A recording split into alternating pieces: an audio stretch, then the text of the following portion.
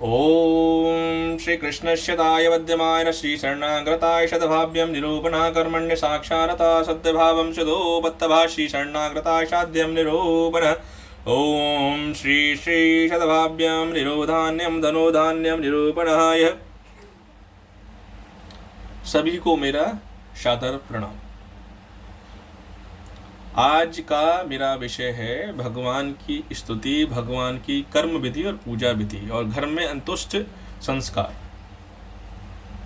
मैं जब मंदिर में जो भी मेरा समय व्यतीत होता है उस समय में मैं देखता हूँ कि जितने भी भक्तजन मंदिर में उपस्थित होते हैं, जो पूजन क्रिया करते हैं, उसमें बहुत सारी अशुद्धियाँ होती हैं। मेरा इस वीडियो के माध्यम से सबसे मेरा अनुरोध है कि सिर्फ और सिर्फ हम कोई विधि इसलिए ना करें कि क्योंकि हमसे बड़ा या कोई उस विधि को करता है, बल्कि हमें उस कर्म को इसलिए करना चाहिए, उस पूजा को पूरी तरह से पढ़कर ग्रहण करके और अध्ययन करने के बाद उस विधि को करना चाहिए। जैसे कि मैं आपको बताता हूँ, अब जो मेरे मन में विचार है सिर्फ मेरा विचार नहीं है। जिस प्रकार से लोगों के कई सारे प्रश्न आते हैं और लोगों की कई सारी क्वेरी आती हैं, तो उस क्वेरी के बेसिस पे, प्रश्नों के बेसिस पे मैंने ये आज वीडियो बनाने का निर्णय लिया है। जब हम किसी मंदिर में प्रवेश करते हैं तो पहला सबसे उच्चतम और सबसे ध्यान रखने वाला विषय ये है कि अगर कोई स्त्री है तो उसके बाल बंधे हुए होने चाहिए। मैं मंदिर में देखता हूँ कि कई स्त्रियां सुबह स्नान करके और मंदिर में जल्दी में और खुले बालों से मंदिर में आगमन कर देती हैं और स्वतः ही शिवलिंग पे जल चढ़ाना और मंदिर में पूजा पाठ करना विधि करती हैं। तो ऐसा नहीं करना चाहिए। मैं बहुत सूक्ष्म रूप से आपको विधि बताऊंगा, जिसमें अगर आप किसी मंदिर में प्रवेश करते हैं तो सबसे पहले जो स्त्रियां हैं उनके बाल पूरी तरीके से बंधे हुए होने चाहिए। ये वास्तुकत्र भाव के हिसाब से बिल्कुल उचित है। अगर आपके बाल खुले हुए हैं तो मंदिर में जो भी आप विधि करते हैं तो आप कर्म भाव के लिए, पूजन भाव के कर्मानुसार ना करके आप पाप के भागी बन जाते हैं। जो साथ के साथ में जब आप कोई नृत्य विधि करते हैं, साथ में जो पुरुष होते हैं, अगर कोई पुरुष मध्य भाव कर्मस्थ में अगर पूजा सामग्री करने के लिए आते हैं, जब मंदिर में प्रवेश करते हैं, उनका श्रद्धाव शब्द नमन प्रियाविद होना चाहिए, कर्मविद होना चाहिए। मेरा सार सबका एक ही है कि जब भी आप मंदिर में या घर में कोई भी कर्म कांड पूजा विधि करें तो वो ग्रंथों का अध्ययन करके, पढ़ के और उसके अनुसार ही आपको करना चाहिए। शिवलिंग, भगवान शिव की आराधना। अब कुछ लोग, जैसे कि बेलपत्र है, बेलपत्र का बहुत अधिक महत्व है। बेलपत्र एक शिवा, एक ऐसा मतलब ये कोई पुष्प नहीं है, ना ही एक कोई पत्ता है। बेलपत्र सदाचार्यम निरोबध्यम च कारणस्थये तदा सदाचार्यम त कर्मस्तस्य योगे योगे। अर्थात युग युग जो पाप आदमी कर लेता है, बेलपत्र सावन के महीने में अगर आप बेलपत्र नहीं चढ़ा सकते तो सावन के महीने में आप बेलपत्र को शिव जी को अर्पण करें।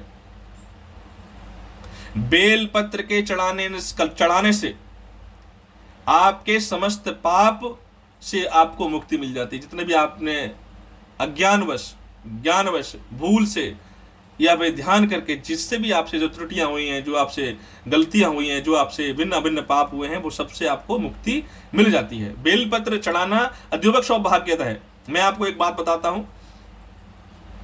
ऋषि दधीची का नाम आपने सुना होगा, जिसके हड्डियों से वज्र बना था, जो कि इंद्र के पास, प्रभु इंद्रदेव जी के पास है।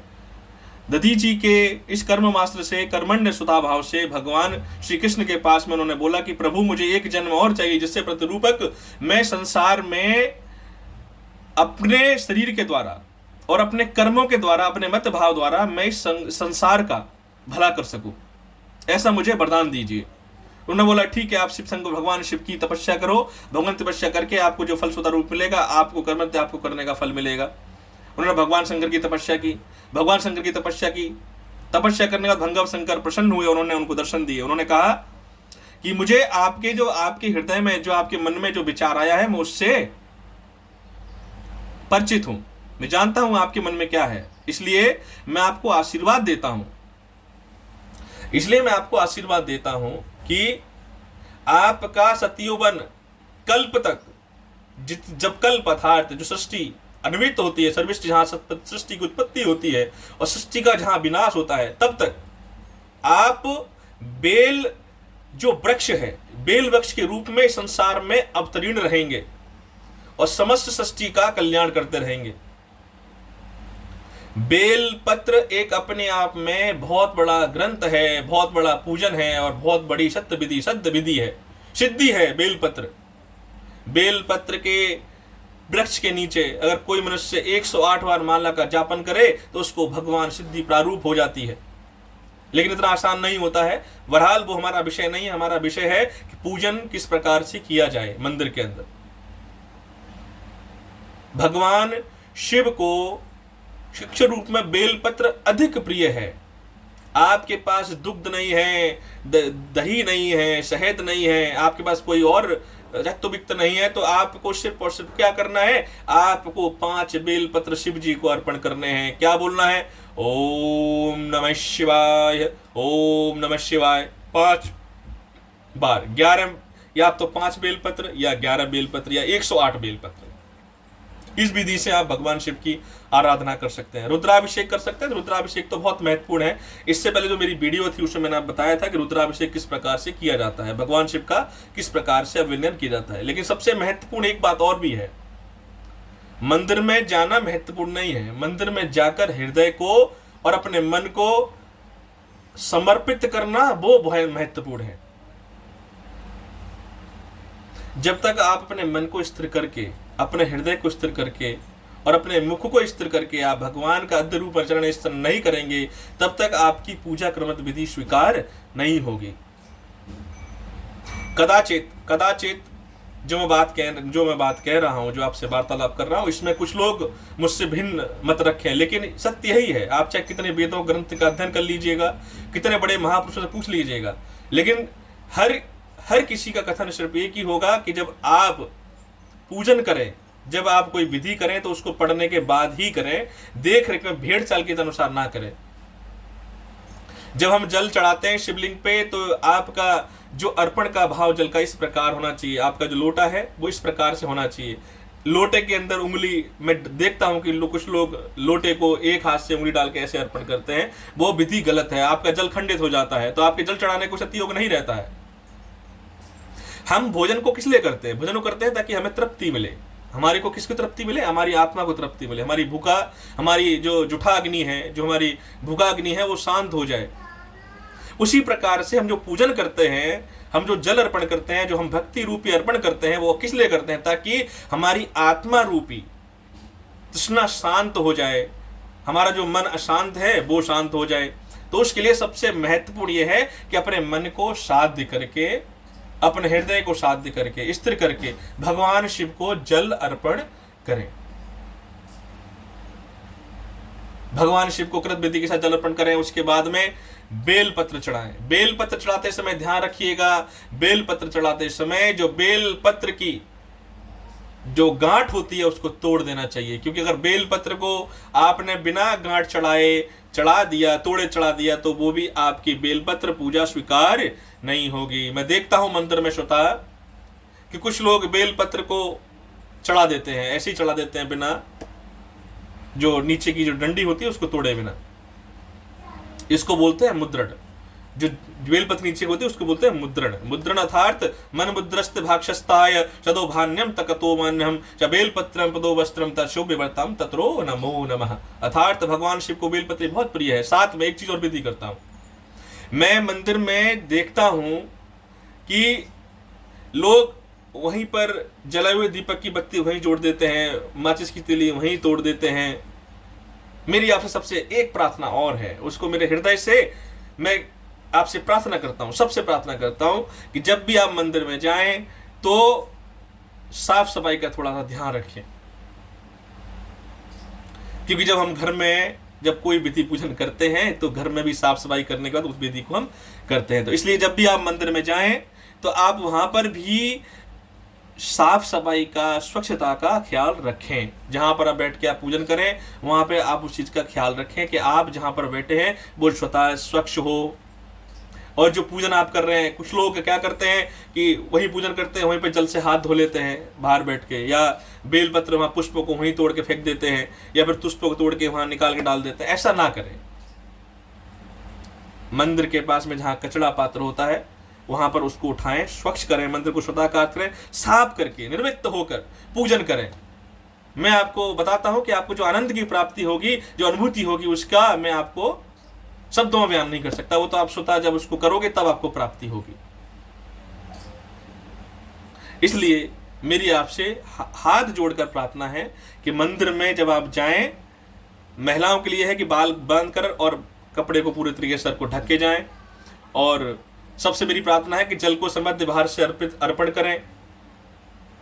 अर्पण करने के बाद में प्रॉपर विधि के साथ में उसका पूजन करें। मेरा सत्य बात है कि पूरे जो कर्म जो विधि है उसको पूरा पढ़ें, पढ़ने के बाद में ही उसको पूरा तरीके से करें। सिर्फ भेड़ चाल की तरह उसने किया इसलिए मैं कर रहा हूं, या उसने किया तो इसलिए मैं भी कर रहा हूं, ऐसा ना करें। हनुमान जी पर जल नहीं चढ़ता है, ये सबको पता है, लेकिन फिर भी मैं देखता हूं कुछ लोग हनुमान जी पर छींटे मारते हैं, कुछ जल चढ़ाते हैं। हनुमान जी पर जल चढ़ाने का प्रतिभाव है। हनुमान जी पर जल तब चढ़ाया जाता है या तो हनुमान जी की प्रतिमा अनवितरण हो, अर्थात पत्थर की प्रतिमा हो, उसके ऊपर आप जल अर्पण कर सकते हैं। जब किसी हनुमान जी की प्रतिमा को सिंदूर लगा दिया जाता है तो उस पर जल अर्पण नहीं किया जा सकता, ना किया जाता है। तो आप में से अगर मेरी वीडियो को आप देख रहे हैं और मेरी बात को सुन रहे हैं, तो मेरा आपसे एक अनुरोध है कि हनुमान जी के जहां पर भी सिंदूर लगी हुई प्रतिमा है हनुमान जी की, वहां पर कभी छींटे या जल अर्पण ना करें। दूसरा, तुलसी का लोग हनुमान जी को क्या करते हैं, मुख में देखता हूं मंदिर में कि हनुमान जी का जो तुलसा जी का जो पत्र है हनुमान जी के मुख में डाल देते हैं। वो कदाचित अनुचित है, उसको कभी नहीं करना चाहिए। हनुमान जी को बेल, ये जो तुलसा जी है, कभी भी अर्पण नहीं करनी चाहिए। कि जो माता तुलसी है वो कौन है? माता लक्ष्मी। और भगवान माता लक्ष्मी भगवान श्री हरि की आराध्या हैं, और भगवान शंकर के साथ ये जो कथा मैंने बताई थी तुलसा जी की, ये कथा से उससे निर्मित है, तो इसलिए हनुमान जी को तुलसा जी का अर्पण नहीं किया जा सकता है। हनुमान जी को अगर अर्पण करना है तुलसा जी के रूप में, तो आपको तुलसा जी के पत्र की बेल माला बनानी है, और माला बना के उनके गले में आप अर्पण कर सकते हैं विधा व्रत के साथ में, वो भी मंगलवार वाले दिन। ये व्रत है, इनका पालन अवश्य करना चाहिए। और दूसरा, मेरा आपसे सभी से एक अनुरोध और भी है। आजकल मैं देख रहा हूं कि हमारे चोमू के अंदर और खासकर हमारे बसंत विहार के अंदर लॉकडाउन के मतलब मध्यांतर और लॉकडाउन पीरियड के अंदर अब तक एक सबसे बहुत सुंदर एक हमारी कॉलोनी के अंदर एक चीज हो रही है। बसंत विहार के अंदर, चोमू के अंदर क्या हो रहा है कि घर घर में भगवान श्री हरि का सत्संग हो रहा है।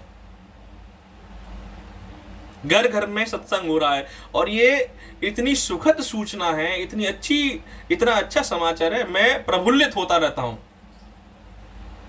इतना अच्छा भाव है, इतना अच्छा सौंदर्य भाव है। घर घर में सत्संग सत्संग अर्थात सत्भाव रूपम कर्मत्व स्वतः।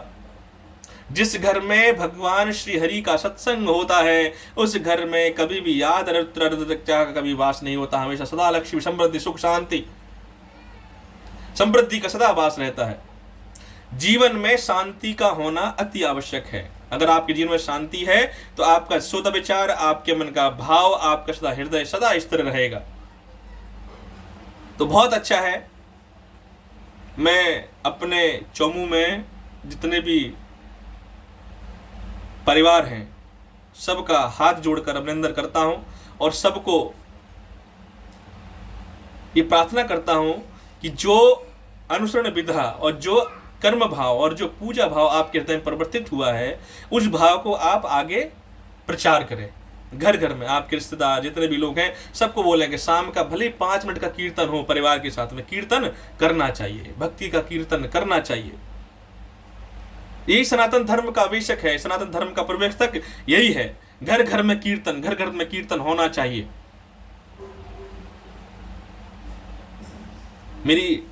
जब मैं इस भाव भक्ति रूप में देखता हूं, हमारे श्री प्रदीप जी का परिवार है चोमू बसंत विहार के अंदर, कमल जी का परिवार है, उत्तम जी का परिवार है, साथ में आपका हमारे